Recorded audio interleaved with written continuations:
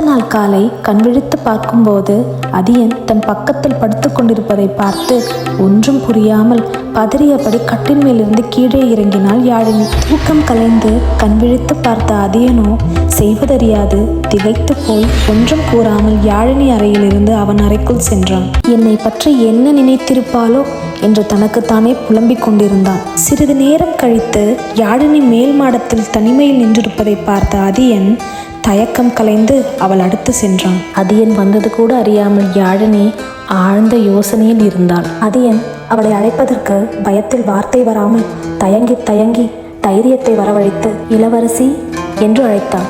அழைத்த மறுநொடியே யாழினி சீரும் பாம்பை போல திரும்பி பார்த்தாள். பயந்து போன அதியன் என்ன செய்வதென்று அறியாமல் அமைதியாய் நின்றான். எனக்கு பெயர் இல்லையா, இல்லை தங்களுக்கு மறந்து விட்டதா என்று கோபித்து கொண்டாள் யாழினி. அப்போதுதான் அதியனுக்கு விவரம் புரிந்தது.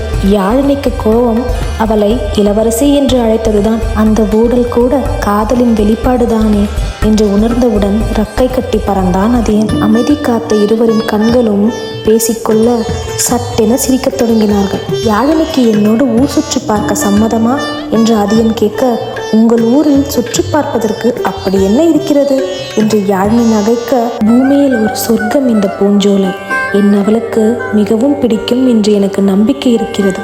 பூஞ்சோலையின் இயற்கை என் அவளை வரவேற்க காத்து கொண்டிருக்கிறது. என் அவள் என்று அதியன் அழைக்க அவள் கன்னம் வெட்கத்தில் சிவந்தது. இருவரும் பயணம் தொடங்கினார்கள்.